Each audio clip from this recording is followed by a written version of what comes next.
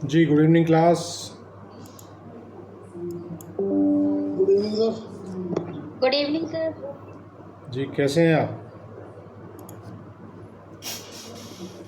बढ़िया सर। देखिए भैया, लास्ट क्लास में हम लोग चैप्टर नंबर 16 आईपीसी को कवर कर चुके हैं। आज की क्लास में हम आईपीसी का एक बड़ा महत्वपूर्ण चैप्टर जो है, जिसे चैप्टर नंबर 17 कहा गया है, और चैप्टर नंबर 17 है ऑफ ऑफेंसेस अगेंस्ट प्रॉपर्टी, संपत्ति के विरुद्ध अपराधों के विषय में ये चैप्टर बात करेगा। और ये चैप्टर भाई सेक्शन 378 से शुरू होगा और ये 462 तक जाएगा, ठीक है। और कुल धाराएं इस चैप्टर में हम लोग पढ़ेंगे, 85 सेक्शन इस चैप्टर में आएंगे। ये वकालत का उद्देश्य हो चाहे जुडिशरी का उद्देश्य हो, ये चैप्टर अति महत्वपूर्ण है। इस चैप्टर से आपको सवाल बनते ही बनते हैं। तो इस चैप्टर की जो शुरुआत होती है वो शुरुआत होती है सेक्शन 378 से, और सेक्शन 378 जो है वो डेफिनेशन बता रहा है किसकी? थेफ्ट, चोरी की परिभाषा धारा 378 में बताई गई है। तो आइए समझते हैं कि चोरी किसे कहते हैं, व्हाट इज थेफ्ट। ओके, देखिए थेफ्ट कह रहा है whoever intending to take dishonestly any movable property out of the possession of any person without that person's consent moves that property in order to such taking is said to commit theft। ये समझ लीजिए, इसमें चोरी की जो परिभाषा हम पढ़ने जा रहे हैं, इसके 5 बेसिक तत्व हैं, ठीक है। इसके जो इंग्रेडिएंट्स हैं वो 5 हैं बेसिकली। पांचों की पूर्ति होगी तभी चोरी का अपराध गठित होगा। और फिर दूसरी बात, याद करने के उद्देश्य से मैं आपको समझा रहा हूँ कि 378 के 5 ही तो तत्व हैं और 5 ही स्पष्टीकरण भी हैं, 5 एक्सप्लेनेशन भी हम पढ़ेंगे इसके, ठीक है। और एक चीज़ और बात, 5 है इसमें, 378 को मिला के 5 धाराएं हैं चोरी के संबंध में अलग अलग, ठीक है डियर।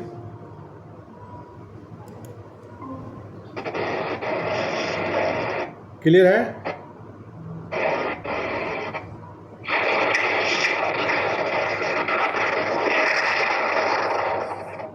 जी, तो हिंदी वर्जन देखते हैं 378 का।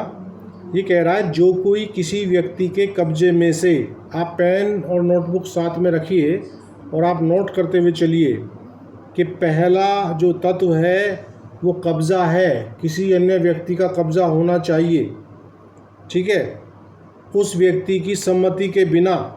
दूसरा तत्व है भाई विदाउट कंसेंट, सम्मति के बिना कोई जंगम संपत्ति। तीसरा तत्व है कि प्रॉपर्टी जो है वो मूवेबल होनी चाहिए, इमूवेबल प्रॉपर्टी की चोरी नहीं हो सकती, ठीक है। बेईमानी से, चौथा तत्व है बेईमानी से, बेईमानी पूर्वक लेने का आशय रखते हुए वह संपत्ति ऐसे लेने के लिए हटाता है। पांचवा तत्व है उसको मूव करना, हटाना, उसके स्थान से उसको परिवर्तित करना, वह चोरी करता है, यह कहा जाता है। कल्पना, समझ आया कुछ? जी सर। क्या समझ आया बताइए एक बार।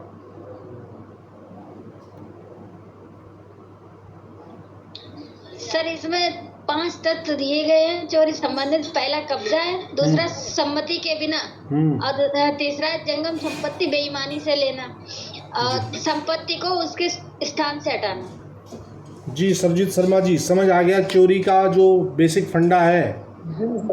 जी जी जी। इन 5 तत्व में से यदि एक तत्व भी गायब होगा तो चोरी का अपराध गठित नहीं होगा, ध्यान रखिएगा।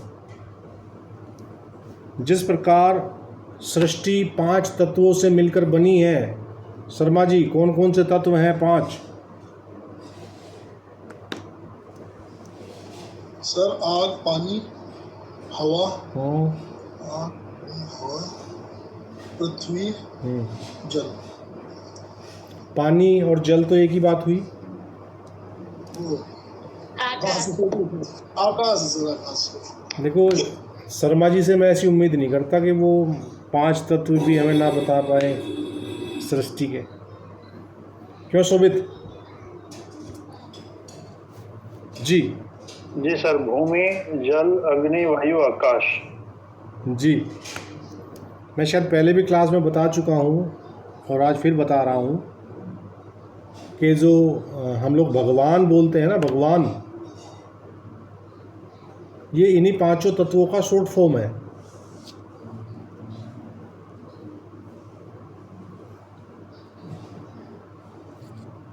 जी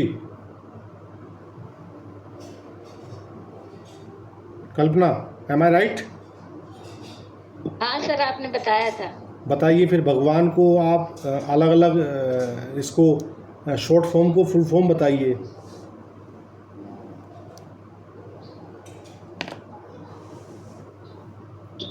भा से भूमि, और सर गा से गगन। गा से गगन। हाँ, गा से गगन, आ का डंडा से आकाश। नहीं, आकाश तो गगन हो गया ना, गगन तो हो गया। वा से वायु और ना से नीर। देखिए एक चीज मिस है अभी।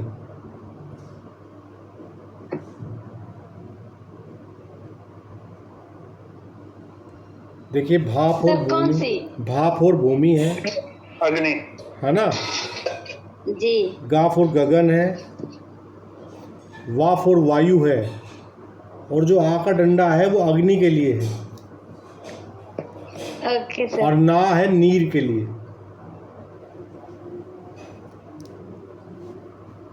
ठीक है?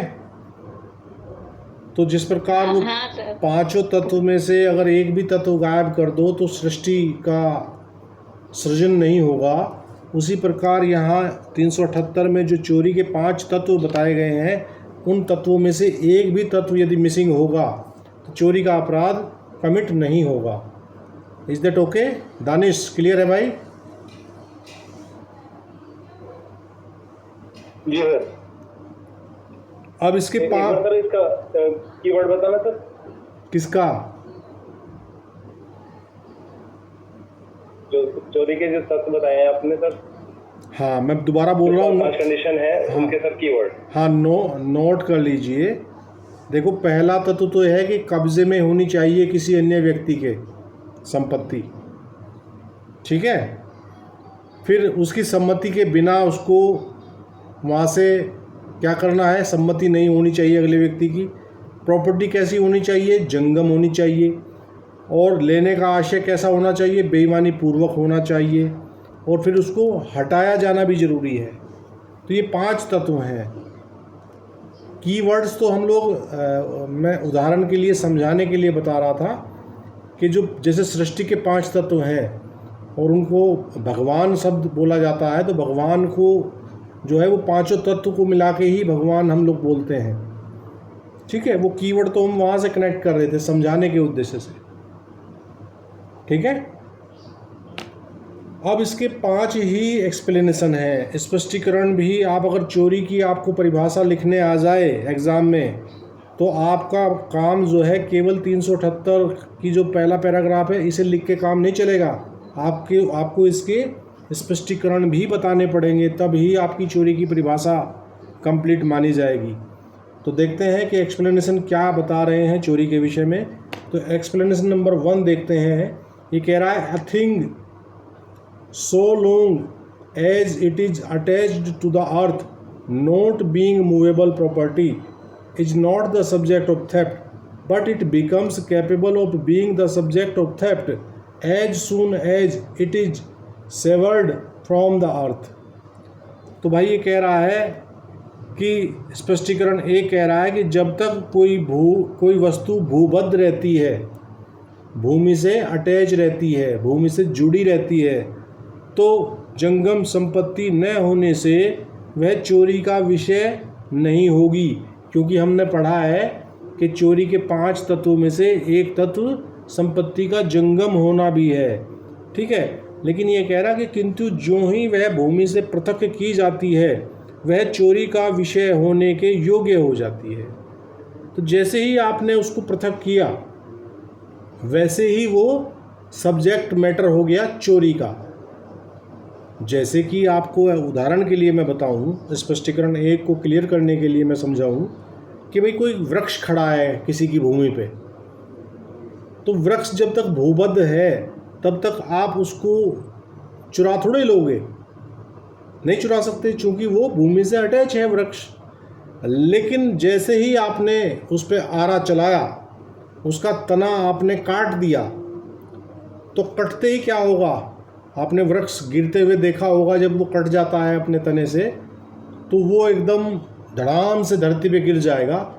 तो जैसे ही वो गिरा वो सब्जेक्ट मैटर हो गया, कैसा, चोरी का विषय हो गया, क्योंकि अब वो इमूवेबल से मूवेबल प्रॉपर्टी में कन्वर्ट हो गया जैसे ही वो अपने तने से अलग हुआ। Is that okay? क्लियर है?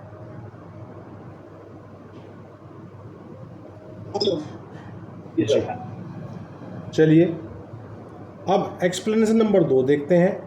ये कह रहा है, a moving affected by the same act which effects the severance may be theft. दूसरा स्पष्टीकरण कह रहा है कि हटाना जो उसी कार्य द्वारा किया गया है जिससे पृथक्करण किया गया है चोरी हो सकेगा।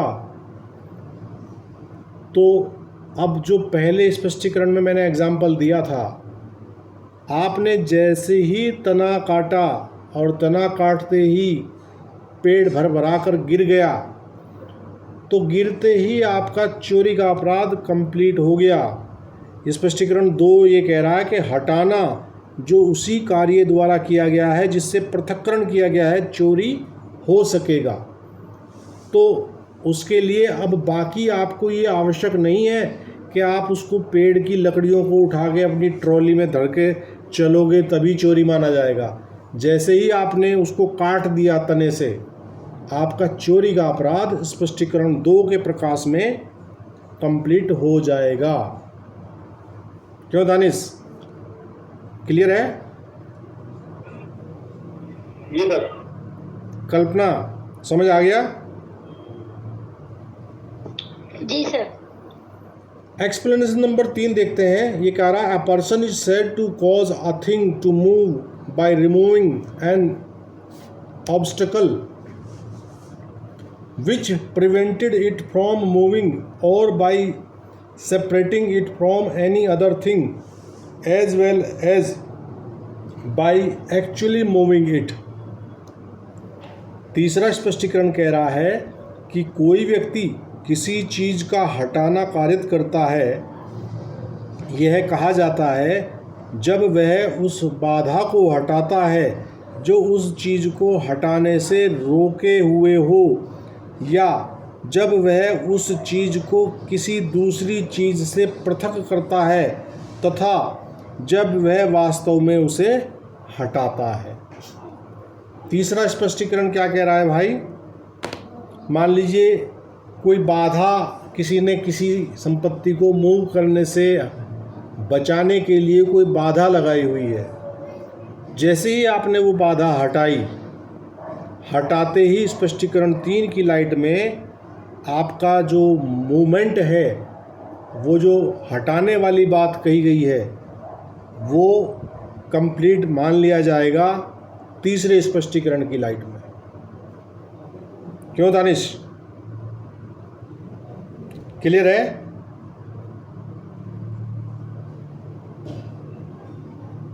एक्सप्लेनेशन नंबर 4 देखते हैं। 4 कह रहा है, a person who by any means causes any animal to move is said to move that animal and to move everything which in consequence of the motion so caused is moved by that animal। ये कह रहा है कि वह व्यक्ति जो किसी साधन द्वारा किसी जीव जंतु का हटाना कारित करता है, उस जीव जंतु को हटाता है, यह कहा जाता है। और यह कहा जाता है कि वह ऐसी हर चीज़ को हटाता है जो इस प्रकार उत्पन्न की गई गति के परिणाम स्वरूप उस जीव जंतु द्वारा हटाई जाती है। स्पष्टीकरण 4 समझ आया कुछ भाई?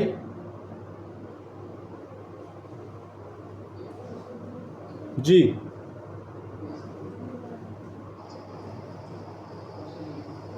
सर, जैसे एक कुत्ता है, वो बंद है घर में और दरवाजा खोलते हैं, उसे बाहर निकालते हैं, तो सर ये उसमें आ जाएगा कि अगर जो दरवाजा खुला होता तो वो कुत्ता भी उसे बंद लगा के खोल सकता था दरवाजे को। जी, तो सर यहाँ यही तो कहा गया है। यहाँ ये बताया गया है कि कोई जीव जंतु है और जीव जंतु को हटाने के लिए हमने कोई साधन यूज कर दिया, और जैसे ही वो जीव जंतु हटा और जीव जंतु के साथ यदि कोई और चीज़ भी है वो भी मूव करेगी। सपोज कीजिए, अभी हम आगे इलस्ट्रेशन पढ़ेंगे तो इलस्ट्रेशन से आपको सारी व्यवस्थाएं क्लियर होती चली जाएंगी। मान लीजिए आप कोई जंतु है जिसकी पीठ पे कोई बहुमूल्य चीज़ लदी हुई है। सपोज कीजिए कोई ऊंट है, ऊंट के पीठ पर कुछ जो है बहुमूल्य कोई वस्तुएं हैं, कुछ ऐसे आर्टिकल्स हैं जो कीमती हैं। तो आपने जैसे ही उस ऊंट को मतलब कि मूव कराया, तो जैसे ही वो ऊंट मूव करेगा तो उसकी पीठ पे जो रखी हुई चीज़ें हैं वो भी तो उसी के साथ मूव करेंगी। तो आपकी जो चोरी है वो ऊंट के साथ साथ उन आर्टिकल्स की भी तो आप चोरी कर रहे हैं, वो भी तो मूव कर गई उसके साथ। Is that okay? Okay sir, समझ गए सर। जी जी। एक्सप्लेनेशन नंबर 5 देखते हैं। ये कह रहा है कि the consent mentioned in the definition may be express or implied and may be given either by the person in possession or by any person having for that purpose authority either expressed or implied. ये कह रहा है कि परिभाषा में वर्णित सम्मति, परिभाषा में शब्द आया था सम्मति, तो सम्मति के विषय में यहाँ एक्सप्लेनेशन नंबर 5 बात कर रहा है।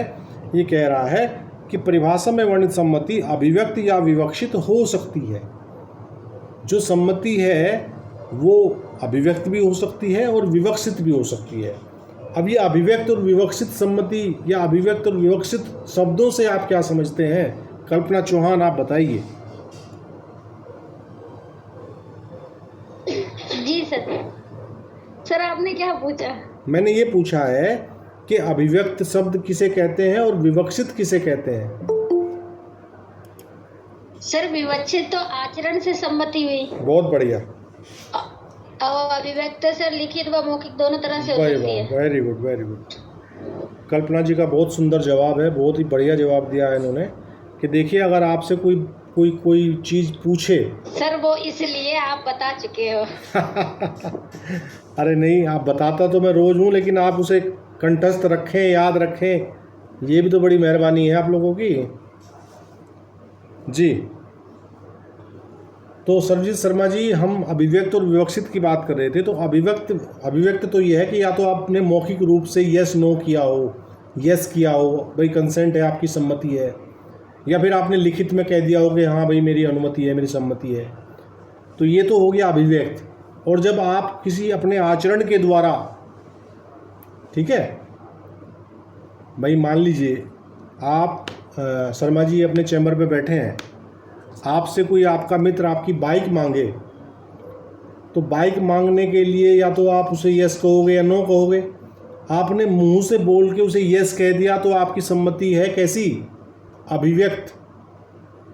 या आपने लिख के किसी कागज़ पे, आप मान लीजिए मुंह में आपने कुछ ऐसी चीज़ दबाई हुई है, आप नहीं बोल पा रहे, या आपने मौन व्रत धारण किया हुआ है, व्हाट्सएवर, मतलब कोई भी रीजन हो सकता है, तो अब आप किसी कागज़ पे लिख के भी कह सकते हैं कि yes you can take my bike. ये तो आपकी अभिव्यक्त सम्मति हो गई। और आपसे आपके मित्र ने आके बाइक मांगी और आप ना कुछ यस किया ना नो किया, आपने अपनी जेब से चाबी निकाली और उसे सौंप दी। तो ये जो चाबी निकाल के सौंपने वाली है, ये आपकी कैसी सम्मति है? ये आपके आचरण से दृष्ट हो रही है। ना आप ना बोल रहे हैं ना लिख रहे हैं, ठीक है। आपका आचरण क्या हुआ, आपने चाबी जैसे ही उसे दी तो आपके आचरण से ही है कि आपकी विवक्षित सम्मति है गाड़ी ले जाने के लिए। Is that okay? Okay sir. जी जी, चलिए बहुत बढ़िया। तो ये आपके पांचों स्पष्टीकरण हम लोगों ने देखे 378 के। ये ध्यान रखिएगा भाई, 378 को जब भी पढ़ो, जब भी लिखो, पांचों स्पष्टीकरण के बिना चोरी की परिभाषा बिल्कुल अधूरी है। तो एग्ज़ाम में यदि आएगा तो आपको पूरा लिखना पड़ेगा। अब इसके इलस्ट्रेशन पढ़ते हैं और ये इलस्ट्रेशन आपको जो है बिल्कुल क्रिस्टल क्लियर कर देंगे जो हमारी चोरी की परिभाषा है उसको। ये कह रहा है, जो इलस्ट्रेशन ए पढ़ रहा हूँ, ये कह रहा है A cuts down a tree on जेड्स ground with the intention of dishonestly taking the tree out of Jed's possession without Jed's consent. Here, as soon as A has severed the tree in order to such taking, he has committed theft. देखिए, हमने स्पष्टीकरण 1 और 2 हमने देखा था। 1 और 2 की light में जो है ये का वाला जो इलस्ट्रेशन है, ये कह रहा है कि यह की सम्मति के बिना। तो पहला तत्व पूरा हो गया भाई चोरी का, दानिश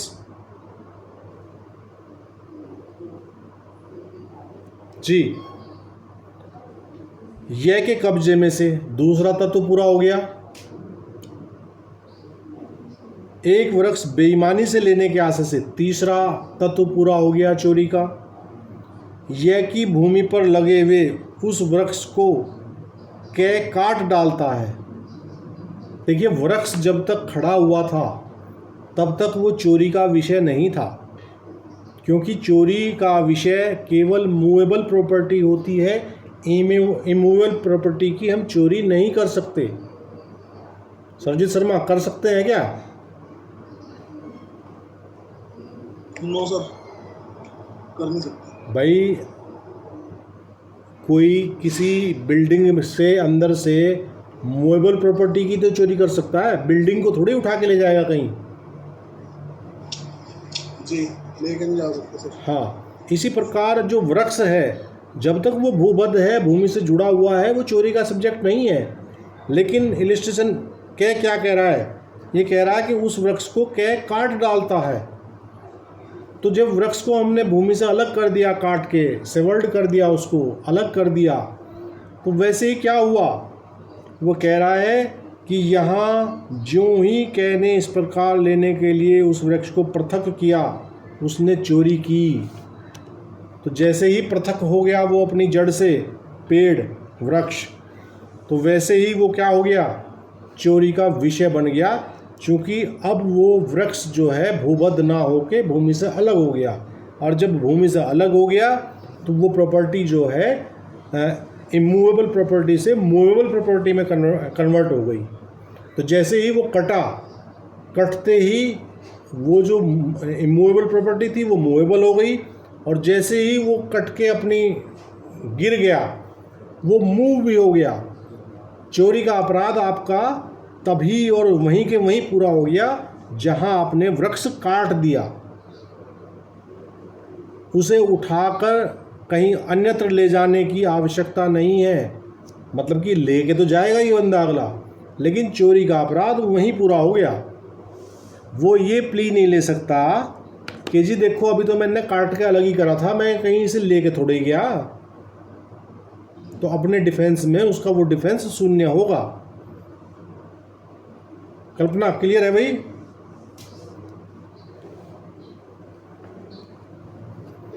हाँ सर। चलिए अब बी इलस्ट्रेशन देखते हैं। बी इलस्ट्रेशन कह रहा है A puts a bait for dogs in his pocket and thus induces Jed's dog to follow it.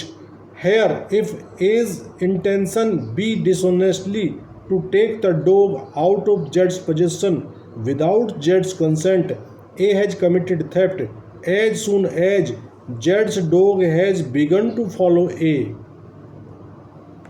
अब यहाँ कुत्ता है किसी का, तो कुत्ता कैसी संपत्ति है किसी की भाई?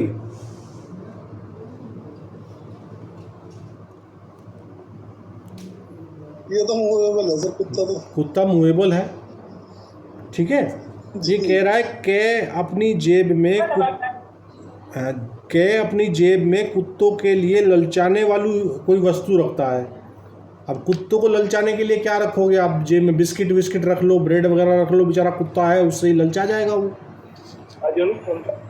ठीक है। तो और इस प्रकार यह कि कुत्तों को अपने पीछे चलने के लिए उत्प्रेरित करता है, इंड्यूस करता है उसे।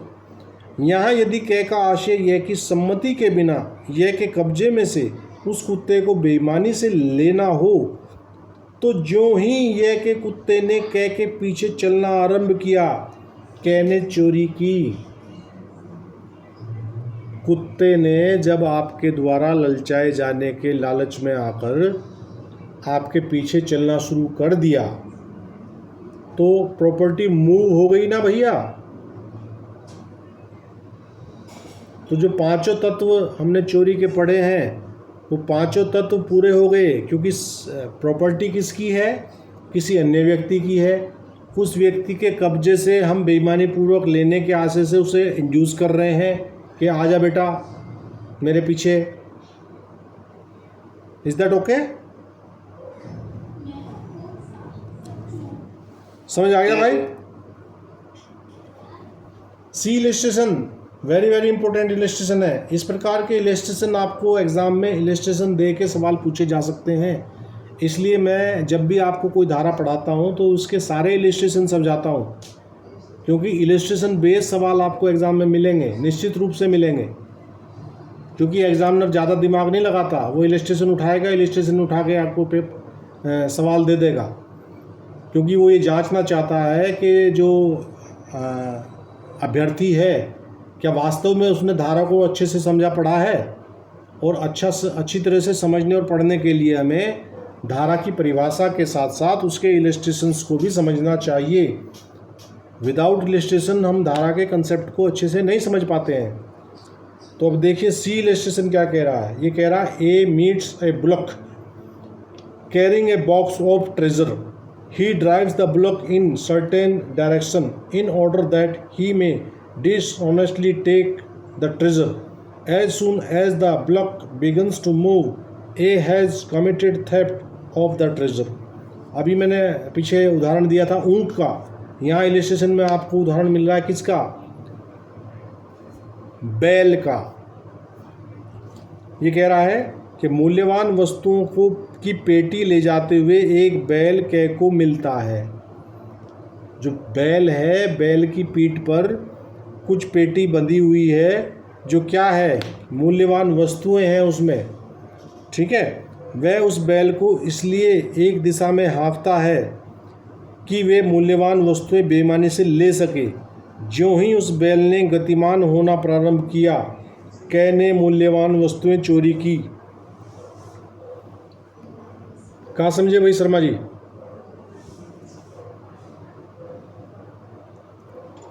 सर चलिए, बहुत अच्छी बात है। इलस्ट्रेशन, हाँ सर ये इलस्ट्रेशन 4 का एग्जांपल है। एक्सप्लेनेशन 4 का, ठीक है। अब डी देखते हैं। डी कह रहा है a being Z servant and interested bye Z with the care of Jed's plate dishonestly runs away with the plate without Jed's consent. A has committed theft. यहाँ कह रहा कि कै जो यह का सेवक है, जिसे यह ने अपनी प्लेट की देखरेख न्यस्त कर दी है, यह की सम्मति के बिना प्लेट को लेकर बेईमानी से भाग गया, कै ने चोरी की है। अब आप यहाँ ये तर्क रख सकते हैं कि सर आपने तो परिभाषा तो ये कह रही है कि संपत्ति किसी और के कब्जे में होनी चाहिए, लेकिन इस इलस्ट्रेशन में तो संपत्ति जो है वो सेवक के ही कब्जे में थी। क्यों शर्मा जी? सर यहाँ जो फिलहाल ओनर है सर, फिलहाल तो नौकरी ओनर है सर, उसकी कस्टडी में है ना सर। ये देखिए, जो नौकर है, यदि नौकर के कब्जे में कोई चीज़ है तो उस पर रचनात्मक कब्जा मालिक का ही रहेगा। भले ही वो ऐसा नज़र आता है, मान लीजिए आप गाड़ी ओनर हैं और आपने अपनी गाड़ी पे कोई ड्राइवर रखा हुआ है, चाबी ड्राइवर के हाथ में है, कब्ज़ा ड्राइवर का है, लेकिन रचनात्मक कब्ज़ा आपका ही रहेगा। इसी प्रकार ये जो प्लेट है, प्लेट मालिक की है, मालिक ने उसको एक भरोसे के रूप में दी हुई है कि भाई तू इसकी देख रेख कर, देख रेख करने के लिए उस नौकर को संभाली हुई है, समझे। मान लीजिए, सपोज कीजिए, आप लोग देखते होंगे कि कोई लोग मान लीजिए अपने घर पे कोई केयर टेकर छोड़ के कोई बंदा कहीं घूमने चला गया, 1 महीने की वेकेशन पे चला गया स्विट्ज़रलैंड, और उसने यहाँ एक केयर टेकर छोड़ दिया, तो कब्ज़ा तो उस केयर टेकर का आ गया, तथ्यन कब्ज़ा तो उसी का नज़र आ रहा है ना कि भाई कब्ज़ाधारी तो आज की डेट में ये है, लेकिन वो केवल वहाँ केयर टेकर की हैसियत से है। उस पूरे मकान पर, उस पूरे मकान के सामान पर कब्ज़ा स्विट्ज़रलैंड में बैठे हुए स्वामी का ही है। तो यदि वो केयर टेकर ही उस घर में से कोई चीज़ चुरा ले तो वो ये तर्क नहीं दे सकता कि जी यहाँ तो कब्ज़ा मेरा ही था। देखिए, कब्ज़ा आपका तथ्य नज़र आ रहा है, आप केवल वहाँ केयर टेकर की हैसियत से है। तो इसी प्रकार ये जो प्लेट वाला इलस्ट्रेशन है, ये वही बात समझा रहा है। ये कह रहा है जो कै जो ये का कै जो तो ये जो ट्रांसपोर्ट मालिक ने एक ट्रक को भेजा बॉम्बे सामान लाद के सर, हाँ। अपनी कंसेंट से ट्रक भी दिया, सामान दिया, और वो बॉम्बे पहुंच के उसकी नीयत खराब हुई और उसने इधर उधर बेच डाला। हाँ, तो कब्ज़ा जो है वो उसी मालिक का ही है, उसी के कब्जे से चोरी हुई मानी जाएगी। ठीक है। तो इसी प्रकार ये इलस्ट्रेशन ये कह रहा है कि कै जो यह का सेवक है जिसे यह ने अपनी प्लेट की देखरेख न्यस्त कर दी है। ठीक है। यह की सम्मति के बिना प्लेट को लेकर बेईमानी से भाग गया, यहाँ कै ने चोरी की है। तो यहाँ इस भ्रम में मत रह जाना आप एग्ज़ाम के अंदर कि भाई ये तो इसी के कब्ज़े में है और हमें तो सर ने ये बताया था कि वो संपत्ति किसी दूसरे के कब्ज़े से हटाई जानी चाहिए। तो यहाँ संपत्ति पर जो कब्ज़ा रहेगा वो जो है कंस्ट्रक्टिव जो पोजीशन है वो मालिक का ही रहेगा, भले मालिक ने किसी दूसरे को न्यस्त कर दी हो।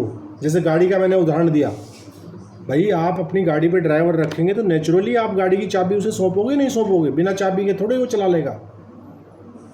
और जब आप कहीं गाड़ी से उतर के जाते हो, कहीं पार्किंग में है या कहीं दाएं बाएं है, तब भी ड्राइवर के कब्ज़े में रहती है गाड़ी। अब वो आपको उतार के आपके ऑफिस में और गाड़ी लेके हो जाए फुर्र, तो ये थोड़ी कहेगा जी मेरे कब्ज़े में सौंपी हुई थी तो मैंने कहाँ चोरी की। कब्ज़ा मालिक का ही रहेगा। Is that clear? Illustration clear हो गया भाई? ये कहीं भी पनिशेबल नहीं है ना क्या?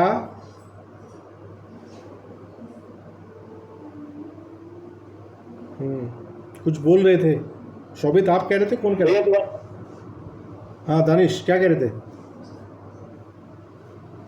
शोभित भाई कुछ कह रहे थे।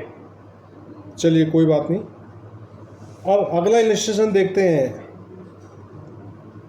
ये कह रहा है ई वाला कह रहा है Z going on a journey entrust his plate to a the keeper of a warehouse till Z shall return. A carries the plate to a goldsmith and sells it. Here the plate was not in Jed's possession. It could not therefore be taken out of Jed's possession. And A has not committed theft, though he may have committed criminal breach of trust. देखिए यहाँ ये कहा है कि यह यात्रा को जाते समय अपनी प्लेट लौट कर आने तक कै को जो एक भांडागारिक है, देखिए यहाँ भांडागारिक है, वो क्या है? वेयर हाउस का मालिक है।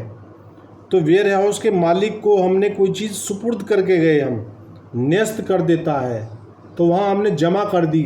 जैसे हम लॉकर रूम में अपना सामान जमा कर देते हैं, रेलवे स्टेशन पे आपने देखे होंगे लॉकर रूम, ठीक है ना, क्लॉक रूम उनको शायद बोलते हैं, शायद क्लॉक रूम, ठीक है। न्यस्त कर देता है। कै उस प्लेट को एक सुनार के पास ले जाता है और वह प्लेट बेच देता है। यहाँ वह प्लेट यह के कब्ज़े में नहीं थी, इसलिए वह यह के कब्जे में से नहीं ली जा सकती थी और कै ने चोरी नहीं की है, चाहे उसने आपराधिक न्यास भंग किया है। देखिए यहाँ अभी मैंने आपको एक एग्जांपल दिया था कि वो स्विट्ज़रलैंड गया मकान पे केयर टेकर रख के, तो केयर टेकर रखना एक अलग व्यवस्था है और यहाँ हमने प्लेट क्या है कि किसी पे ट्रस्ट करते हुए उसको वहाँ बाकायदा हम एक वेयर हाउस होल्डर को दे के गए हैं, तो यहाँ हमने उसका कब्ज़ा जो है, पोजेसन जो है वो ट्रांसफ़र किया है। समझे? Is that okay? हाँ जी, कल्पना चौहान। जी सर। तो यहाँ जो है चोरी का अपराध नहीं बनेगा इसमें, यहाँ आपराधिक न्यास भंग में आप जा सकते हैं, क्योंकि यहाँ आपने उस व्यक्ति ने क्रिमिनल ब्रीच ऑफ ट्रस्ट किया है। आपने उस पर ट्रस्ट करते हुए उसके वेयर हाउस में अपनी कोई चीज़ जमा की थी, जाके वहाँ कब्जे का ट्रांसफ़र हो जाता है। Is that clear? क्लियर है सर। जी। जी सर। अगला illustration F. A finds a ring belonging to Z on a table in the house which Z occupies. Here the ring is in Z's possession and if A dishonestly removes it, A commits theft. ये वाला illustration परीक्षा में बहुत बार पूछा गया है, इसे बड़े ध्यान से देख लीजिएगा। ये अक्सर मिलता है भाई। ये कह रहा है जिस ग्रह पर यह का अधिभोग है उसके मेज पर यह की अंगूठी कै को मिलती है, यहाँ वह अंगूठी यह के कब्ज़े में है और यदि कै उसको बेईमानी से हटाता है तो वह चोरी करता है। टेबल पे पड़ी हुई है अंगूठी, और चूंकि घर पे कब्ज़ा किसका है? यह का है। तो जब यह का कब्ज़ा घर पे है तो घर के अंदर जितने भी सामान हैं, चाहे वो टेबल हो, अंगूठी हो, घड़ी हो, फ्रिज हो, कूलर हो, एसी हो, सब पे कब्ज़ा किसका है? अधिभोग रखने वाले व्यक्ति का ही तो कब्ज़ा है। तो यहाँ वो अंगूठी जो टेबल पे पड़ी है वो किसके कब्ज़े में है? वो उसी के कब्ज़े में है जिसके कब्ज़े में घर है, ग्रह है। तो वहाँ से यदि कोई हटाएगा तो वो चोरी का अपराध कमिट करेगा। क्लियर है कल्पना? जी सर। चलिए नेक्स्ट इलस्ट्रेशन देखते हैं। E. A finds a ring lying on the high road, not in the possession of any person. A by taking it commits no theft, though he may commit criminal misappropriation of property. ये कह रहा है कि कै को एक राजमार्ग पर पड़ी हुई अंगूठी मिलती है। अब जो चीज़ सड़क पे पड़ी है तो वो कैसी है भाई प्रॉपर्टी? वो प्रॉपर्टी स्वामी विहीन है, उसका कोई स्वामी नहीं है, उस टाइम किसी के कब्ज़े में नहीं है। भाई आप सपोज कीजिए रोड पे जा रहे हैं, आपकी उंगली से कोई अंगूठी निकल के गिर जाती है, तो जैसे ही वो आपकी उंगली से निकल के गिरी आपका कब्ज़ा उस अंगूठी से अलग हो गया, अब वो आपके कब्ज़े में नहीं रही। क्या समझे? तो अब वो अंगूठी राजमार्ग पर पड़ी हुई किसी अन्य व्यक्ति कै नाम को मिल जाती है। कै नाम के एक व्यक्ति को वो अंगूठी पड़ी हुई मिल जाती है, तो वो अंगूठी उसने उठा के अपनी जेब में रख ली भाई। तो जब वो अंगूठी उसने जेब में रखी तो उसने उसको किसी के कब्जे से तो नहीं हटाया, क्यों?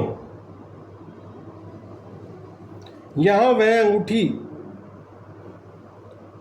या जो किसी व्यक्ति के कब्ज़े में नहीं है, कै ने उसके लेने से चोरी नहीं की है, क्योंकि चोरी के जो 5 तत्व हैं उन 5 तत्व के समावेश के बिना चोरी का अपराध बन ही नहीं सकता।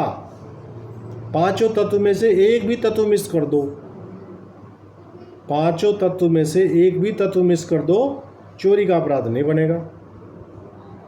भले ही उसने संपत्ति का आपराधिक दुर्विनियोग किया हो, तो हो सकता है कि criminal miss appropriation of property में वो मामला चला जाए, वो एक अलग मैटर है, लेकिन यहाँ चोरी का अपराध तो नहीं बनेगा। क्लियर है भाई शर्मा जी? क्लियर है सर। नेक्स्ट इलस्ट्रेशन ये कह रहा है ए seize a ring belonging to Jades lying on A table in Jades house. ये वाला इलस्ट्रेशन भी बहुत महत्वपूर्ण है भाई। Not venturing to मिसअप्रोप्रिएट the ring immediately for fear of search and detection, A hides the ring in a place where it is highly improbable that it will ever be found by Jed, with the intention of taking the ring from the hiding of place and selling it when the loss of forgotten hair at the time of first moving the ring commits theft. अब ये जो illustration कह रहा है, ये illustration कह रहा है कि यह के घर में मेज पर पड़ी हुई यह की अंगूठी क्या देखता है। ठीक है भाई, मेज पर पड़ी हुई उसने देख ली। तलाशी और पता लगने के भय से उस समय अंगूठी का तुरंत दुर्विनियोग करने का साहस न करते हुए कै उस अंगूठी को ऐसे स्थान पर जहाँ से उसका यह को मिलना अति अनधिसंभाव्य है इस आशय से छिपा देता है कि छिपाने के स्थान से उस समय ले लेगा और बेच देगा जबकि उसका खोया जाना याद ना रहे। यहाँ कै ने उस अंगूठी को प्रथम बार हटाते समय ही चोरी कर दी। कुछ समझ आया इलस्ट्रेशन? भाई किसी के घर में यानी कि यह के घर में वो देखता है क्या? अंगूठी देखता है। कौन कौन देखता है भाई अंगूठी? कै। और उस अंगूठी को वो वहाँ से हटाकर उस टाइम तो वो तलाशी के भय से या पकड़े जाने के डर से उस अंगूठी को तत्काल नहीं ले जाता, उसी के घर में कहीं ऐसे स्थान पे उसे छिपा देता है कि जहाँ बहुत मुश्किल आदमी अंगूठी को सर्च करेगा। समझ रहे हो भाई? और उसका इरादा ये है कि जब ये अंगूठी खोने के गम से उबर जाएंगे, भूल भुलैया सी हो जाएगी 2 4 10 दिन महीने में, तब मैं इसको यहाँ से हटा के तब बेच दूंगा। तो ये इलस्ट्रेशन ये कह रहा है कि जिस वक्त कै ने वो पहली बार अंगूठी हटाकर छिपाई थी उस वक्त ही चोरी का अपराध कंप्लीट हो गया था, क्योंकि पांचों तत्व जो है वो पूरे हो गए थे। Danish, is that clear? जी सर। चलिए अगला इलस्ट्रेशन देखते हैं भाई। ये कह रहा है A delivers his watch to Z a jeweller to be regulated, Z carries it to his shop, A not owing to the jeweller any debt for which the jeweller might lawfully detain the watch as a security, enters the shop openly, takes his watch by force out of Jed's hand and carries it away. Here A, though he may have committed criminal trespass and assault, has not committed theft, inasmuch as what he did was not done dishonestly. ये कह रहा है कि यह को जो एक जोहरी है कै अपनी घड़ी समय ठीक करने के लिए प्रदत्त करता है। जोहरी मतलब घड़ी साज बोलिए आप। जोहरी तो वैसे हम लोग दूसरे शब्दों में यूज करते हैं जोहरी को, लेकिन वो जो घड़ी साज हैं आप उसको समझिए। यहाँ यह उसको अपनी दुकान पर ले जाता है कै जिस पर उस जोहरी का कोई ऋण नहीं है। मतलब कि जोहरी जो है, जोहरी का कोई ऋण उस पर नहीं है जो घड़ी का स्वामी है। ठीक है, जिसके लिए कि वह जोहरी उस घड़ी को प्रतिभूति के रूप में विधि पूर्वक रोक सके। अगर उसका ऋण होता, कोई देनदारी उसके प्रति होती, तो वो घड़ी को रोक सकता था in security of that date. ठीक है, खुले तौर पर उस दुकान में घुसता है, यह के हाथ से अपनी घड़ी बलपूर्वक ले लेता है और उसको ले जाता है। यहाँ कै भले ही आपराधिक अत्याचार और हमला किया हो, ठीक है, उसने चोरी नहीं की है, क्योंकि जो कुछ भी उसने किया वो बेईमानी से नहीं किया है। बेईमानी से वो करता यदि वो ऋण कोई उसका होता उसकी तरफ, मान लीजिए उसको घड़ी ठीक कराने के एवज़ में कोई पेमेंट पे करनी होती है ना, कोई पेमेंट बकाया होता, ठीक, तब वो घड़ी छीनता, तब तो वो एक तरह से मामला बन जाता, क्योंकि उसके पास रोकने का राइट था, राइट टू लीन था, धाराधिकार रहता उसको। लेकिन यहाँ ऐसा कोई अधिकार नहीं था उस जौहरी के पास, इसलिए चोरी का मामला उस घड़ी के स्वामी पर नहीं बनेगा। हालांकि क्रिमिनल ट्रेसपास और असॉल्ट के लिए हम उसको लायबल ठहरा सकते हैं। Is that okay? अगला इलस्ट्रेशन देखते हैं भाई, जे। ये कह रहा है if A owes money to Z for repairing the watch and if Z retains the watch lawfully as a security for the debt and A takes the watch out of जेड्स possession with the intention of depriving Jed of property as a security for his debt, he commits theft in as much as he take it dishonestly। अब पिछले वाले illustration में ही इन्होंने अगले illustration में कुछ थोड़ा सा परिवर्तन कर दिया। यहाँ इसने जौहरी की तरफ जौहरी का जो है पैसा बकाया दिखा दिया। ये कह रहा है कि यदि उस घड़ी की मरम्मत के संबंध में यह को कैसे धन शोध्य है और यदि यह उस घड़ी को उस ऋण की प्रतिभूति के रूप में विधि पूर्वक रखता है और कै उस घड़ी को यह के कब्जे में से इस आशय से ले लेता है कि यह को उसके ऋण की प्रतिभूति रूप में उस संपत्ति से वंचित कर दे, तो उसने चोरी की है, क्योंकि वह उसे बेईमानी से लेता है। यहाँ थोड़ा सा ट्विस्ट करते ही चोरी का अपराध अस्तित्व में आ गया, क्योंकि वहाँ उसका आशय बेईमानी पूर्वक हो गया। देखिए, संपत्ति उसकी अपनी है, वो जो घड़ी है, घड़ी का वो स्वामी खुद ही है। तो कई बार ये सवाल पूछ लिया जाता है कि क्या कोई व्यक्ति अपनी ही संपत्ति की चोरी कर सकता है? तो हाँ, इस तरह के इलस्ट्रेशन से हम समझा सकते हैं कि कोई व्यक्ति अपनी संपत्ति की भी चोरी कर सकता है। Is that clear Danish?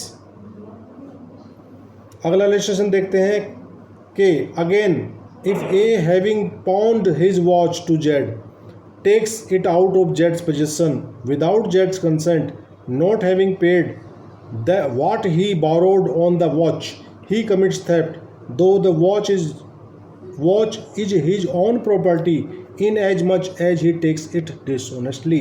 अब अगला इलस्ट्रेशन में, इसी इलस्ट्रेशन में थोड़ा सा ट्विस्ट फिर कर दिया उन्होंने कहा कि और यदि कै अपनी घड़ी ये के पास पणियम करने के बाद घड़ी के बदले लिए गए ऋण को चुकाए बिना उसे यह के कब्जे में से यह की सम्मति के बिना ले लेता है, तो उसने चोरी की है, यद्यपि वह घड़ी उसकी अपनी ही संपत्ति है, क्योंकि वह उसको बेईमानी से ले लेता है। क्या समझे? अगला जो इलस्ट्रेशन है उसमें ये कहा कि घड़ी रख के कुछ पैसे ले गया था, वो घड़ी को उसने गिरवी रखा था, पणियम, ठीक है, और पणियम का जो धन था उसने लौटाए बिना अपनी घड़ी को उसने वहाँ से ले लिया है बेईमानी पूर्वक, तो उसने चोरी का अपराध किया है। हालांकि संपत्ति उसकी अपनी है, लेकिन कब्जा किसका है? देखिए, चोरी की जो परिभाषा है वो स्वामित्व की बात नहीं करता है, वो कब्जे की बात करता है, ये ध्यान रखिएगा। इंटेंशन चोरी की है। हाँ, शोभित माइक ऑफ कीजिए, आपका बड़ा डिस्टर्ब हो रहा है भाई। ठीक है भाई, अब अगला क्वेश्चन देखते हैं। L, A takes an article belonging to Z out of Jades possession without Jades consent with the intention of keeping it until he obtains money from Jeds as a reward for। अभी भी disturb हो रहा है sir? नहीं, अब नहीं हो रहा है जी। Money from Jeds as a reward for its restoration, here A takes dishonestly, A has therefore committed theft। ये कह रहा है कि एक वस्तु को उस समय तक रख लेने के आशय से जब तक कि उसके प्रत्यावर्तन के लिए पुरस्कार के रूप में उसे यह से धन अभिप्राप्त न हो, यह की सम्मति के बिना यह के कब्जे में से ले लेता है। यहाँ कै बेईमानी से लेता है, इसलिए कै ने चोरी की है। संपत्ति को इसलिए रखे हुए है कि भाई कुछ मुझे थोड़ा पैसा, रुपया, धन इत्यादि आप दोगे तभी मैं आपका ये सामान लौटाऊंगा। तो ऐसी स्थिति में वहाँ इरादा जो है वो बेईमानी पूर्वक है। आप जो है बिना मतलब कि धन आपका कोई सौदे नहीं है उसके प्रति, लेकिन आपने उसकी कोई चीज़ छिपा कर उसे आप एक तरह से एक्सटॉर्ट कर रहे हैं कि पैसे ले जा और पैसे दे जा और अपनी चीज़ ले जा, तो यहाँ चोरी का अपराध आ जाएगा, चोरी मानी जाएगी, चोरी का अपराध बनेगा। नेक्स्ट इलस्ट्रेशन कह रहा है M, A being on friendly terms with Z, A being on friendly terms with Z goes into Jed's library in Jed's absence and takes away a book without Jed's express consent for the purpose, mike off कीजिए Shobhit, purpose merely of reading it and with the intention of returning it. Here it is probable that A may have conceived that he had Jed's implied consent to use Jed's book. If this was his impression, A has not committed theft. ये कह रहा है अंग के जो ये का मित्र है, यह की अनुपस्थिति में यह के पुस्तकालय में जाता है। ठीक है, सर आपकी वॉइस ब्रेक हो रही है। मेरी वॉइस ब्रेक हो रही है, सभी को हो रही है भाई? कल्पना, सरजीत? नहीं सर, ठीक आ रही सर। शोभित आपके एंड पे कुछ प्रॉब्लम है जी। ये कह रहा के जो यह का मित्र है, यह की अनुपस्थिति में यह के पुस्तकालय में जाता है और यह की अभिव्यक्त सम्मति के बिना एक पुस्तक केवल पढ़ने के लिए और वापस करने के आशय से ले जाता है। यहाँ यह अधिसंभाव्य है कि कै ने यह विचार किया हो कि पुस्तक उपयोग में लाने के लिए उसको यह की विवक्षित सम्मति प्राप्त है। यदि कै का यह विचार था तो कै ने चोरी नहीं की है। क्या समझे बाबा? भाई आपके कोई मित्र हैं और मित्र की लाइब्रेरी में से आप जाके कोई चीज़, कोई बुक, कोई आदि आप ले लेते हैं उसकी अनुपस्थिति में, तो आपकी मित्रता इतनी गहरी है, ठीक है, कि आपको ये भरोसा है कि मैं अपने मित्र की लाइब्रेरी में से कोई चीज़ लेके जा रहा हूँ तो मुझे उसे लेने की जो है वो विवक्षित सम्मति है मेरे मित्र की। और यहाँ आशय हमारा क्या है कि वो पुस्तक को पढ़ के उसको लौटाने का हमारा आशय है। तो हमारा जो आशय है वो बेईमानी पूर्वक नहीं है, और हम ये सद्भावपूर्वक ये विश्वास करते हैं कि हमारे मित्र का हम पर इतना भरोसा है, इतना हमारा संबंध प्रगाढ़ है कि मुझे विवक्षित सम्मति है कि मैं उसकी कोई चीज़ ले सकूं उसकी अनुपस्थिति में। तो यहाँ कोई चोरी का अपराध नहीं हुआ है। Is that okay? अब अगला जो है इलस्ट्रेशन ओ, ये कह रहा है A is the paramour of जेड्स wife, she gives A valuable property which A knows to belong to her husband Z and to be such property as she has no authority from Z to give. If A takes the property dishonestly, he commits theft. ये अन्य कह रहा है कि कै ये की पत्नी का जार है, वह कै की एक मूल्यवान संपत्ति देती है जिसके संबंध में कै यह जानता है कि वह उसके पति यह की है, और वह ऐसी संपत्ति जिसको देने का प्राधिकार उसे यह से प्राप्त नहीं है। यदि कै उस संपत्ति को बेईमानी से ले लेता है तो वह चोरी करता है। क्या समझे भाई? कै जो है वो यह की पत्नी का जार है। जार शब्द आप सभी समझते होंगे, एडल्ट्री 497 एक धारा होती थी जो कि अब अस्तित्व में नहीं है, ठीक है। तो वो कह रहा है कि वो ऐसा व्यक्ति है और उस जार को वो पत्नी कोई ऐसी संपत्ति देती है जो कि उसके पति की है, और उसे देने का उसे कोई प्राधिकार भी नहीं है अपने पति की तरफ से, और ये उसको जो उसका जार है वो बेईमानी से ले लेता है, तो वो चोरी का अपराध गठित करता है। Is that okay? Next and last illustration ये कह रहा है A in good faith believing property belonging to जेड्स to be as own property takes that property out of B's possession. Here A does not take dishonestly, he does not commit theft. ये कह रहा है यह कि संपत्ति को अपनी स्वयं की संपत्ति होने का सद्भावपूर्वक विश्वास करते हुए कै के कब्जे में से संपत्ति को कै ले लेता है। यहाँ कई बेईमानी से नहीं लेता है, इसलिए वह चोरी नहीं करता है। Is that okay?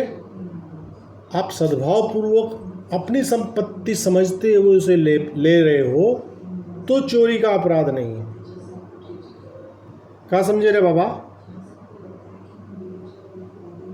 इसके ऊपर एक समस्या अक्सर आती है कि क्लब में एक छाता आपका टंगा हुआ है, एक किसी और ने आके टांगा और आपने सद्भावपूर्वक वो दूसरे के छाते को अपना समझते हुए उसे ले लिया वहाँ से, तो वहाँ चोरी का अपराध गठित नहीं होगा, क्योंकि वहाँ आपका आशय चोरी करने का नहीं था।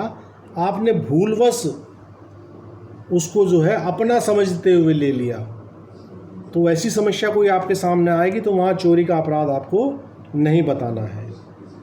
तो ठीक है फ्रेंड्स, आज की क्लास को हम यहीं विराम देते हैं। आज हमने सेक्शन 378 को इसके एक्सप्लेनेशन और इसके इलस्ट्रेशन समेत समझने का प्रयास किया। उम्मीद करता हूँ आपको समझ आया होगा। तो सभी को शुभ रात्रि, गुड नाइट, शब्बा खैर। मिलते हैं अगली क्लास में।